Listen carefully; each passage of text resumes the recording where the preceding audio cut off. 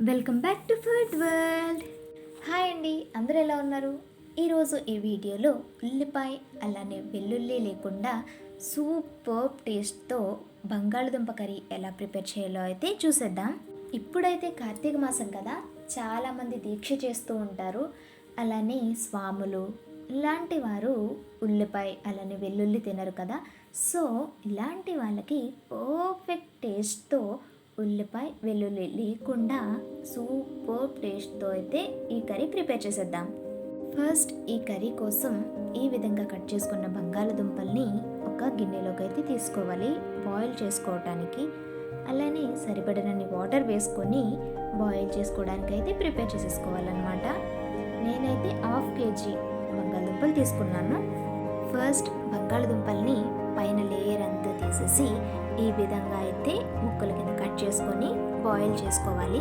ఇవి 70% బాయిల్ అయ్యేంత వరకు మనం చూసుకోవాలి. ఓకే, ఇవి బాయిల్ అయ్యేలోపు మనం మిగిలిన ప్రాసెస్ అయితే చూసేద్దాం.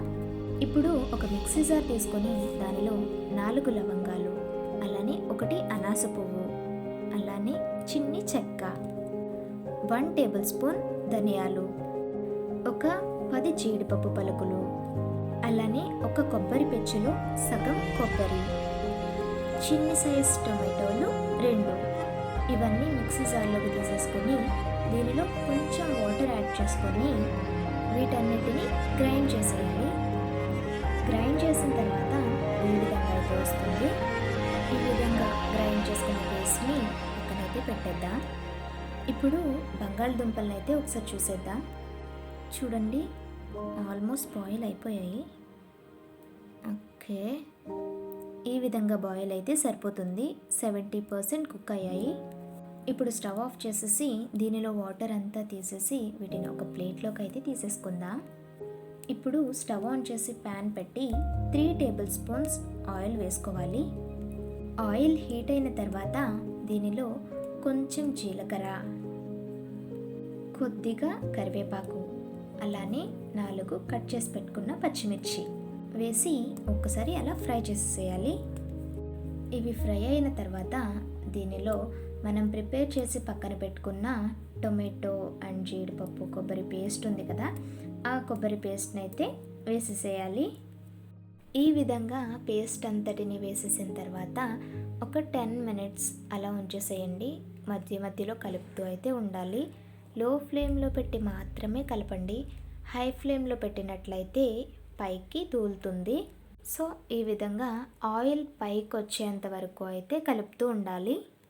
ఈ గ్రేవీ స్మెల్ అయితే చాలా బాగా వస్తుందండి.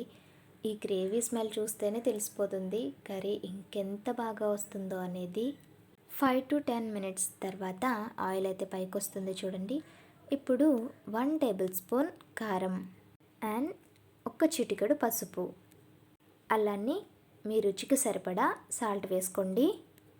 అలానే కొద్దిగా మెంతాకు, ఇవి 4 వేసేసి ఒకసారి బాగా కలిపేసేయాలి. ఒక 2 మినిట్స్ ఈ విధంగా అయితే కలిపేసేయాలి. ఆయిల్ చూసారా పైకి వస్తుంది. ఇలా ఆయిల్ పైకి వచ్చేంత వరకు అయితే మనం ఈ గ్రేవీని కలుపుతూ ఉండాలి. ఈ విధంగా వచ్చిన తర్వాత మనం బాయిల్ చేసి పక్కన పెట్టుకున్న బంగాళదుంప ముక్కలు ఉన్నాయి కదా, ఆ బంగాళదుంప ముక్కలను అయితే ఈ గ్రేవీలో వేసేసేయాలి. ఈ విధంగా ముక్కలన్నీ వేసేసిన తర్వాత ఈ గ్రేవీ అంతా బంగాళదుంప ముక్కలకి పట్టేటైతే బాగా కలిపేసేయాలి. ఈ విధంగా కలిపేసిన తర్వాత దీనిలో కొంచెం వాటర్ యాడ్ చేసుకోవాలి. కర్రీ మీకు థిక్గా ఉండాలన్నా లేదంటే గ్రేవీ ఎక్కువ ఉండాలన్నా ఇప్పుడు మీరు వాటర్ యాడ్ చేసుకునే దాన్ని బట్టి ఉంటుంది. మీకు సరిపడినంత వాటర్ అయితే యాడ్ చేసుకోండి. ఈ విధంగా బాగా కలిపేసి 5 మినిట్స్ మూత పెట్టేద్దాం. ఆఫ్టర్ 5 మినిట్స్ ఆల్మోస్ట్ కుక్ అయిపోయి ఉంటుంది నాకు తెలిసి. చూడండి, ఆయిల్ అనేది ఏ విధంగా పైకైతే వస్తుందో కుక్ అయిపోయింది. బంగాళదుంప ముక్కల్ని మనం ముందు 70% అయితే బాయిల్ చేసుకొని ఉంచుకున్నాం కదా, సో కర్రీ అయితే తొందరగా ప్రిపేర్ అయిపోతుంది. గ్రేవీలో వేసిన తర్వాత ఎక్కువ టైం అయితే తీసుకోదు. ఇప్పుడు ఈ కర్రీలో కొంచెం గరం మసాలా పౌడర్ వేసుకొని మనం బాగా కలిపేసి సర్వ్ చేసుకోవడమే. స్మెల్ అయితే సూపర్ ఉందండి. దీన్ని నీట్గా ఒక ప్లేట్లోకి అయితే తీసేసుకొని సర్వ్ చేసేసుకుందాం. చూడండి ఎంత పర్ఫెక్ట్గా వచ్చిందో. ఈ విధంగా మీరు ట్రై చేసినట్లయితే కార్తీక మాసం దీక్ష చేస్తున్న వాళ్ళు, అలానే స్వామి మాల వేసుకున్న వాళ్ళు కూడా తినచ్చు. ఉల్లిపాయ అండ్ వెల్లుల్లి లేకుండా వండే కర్రీస్ కొన్ని మాత్రమే ఉంటాయి. ఆ కొన్నింటిలో ఇది ది బెస్ట్ కర్రీ అన్నమాట. ఈ కర్రీ చపాతీ, పరోటాల్లో కూడా పర్ఫెక్ట్ కాంబినేషన్. డెఫినెట్గా అయితే ట్రై చేయండి. టేస్ట్ ఎలా వచ్చిందో కామెంట్ బాక్స్లో అయితే కామెంట్ చేసేయండి. ఇప్పుడైతే ఒకసారి టేస్ట్ చూసేద్దాం.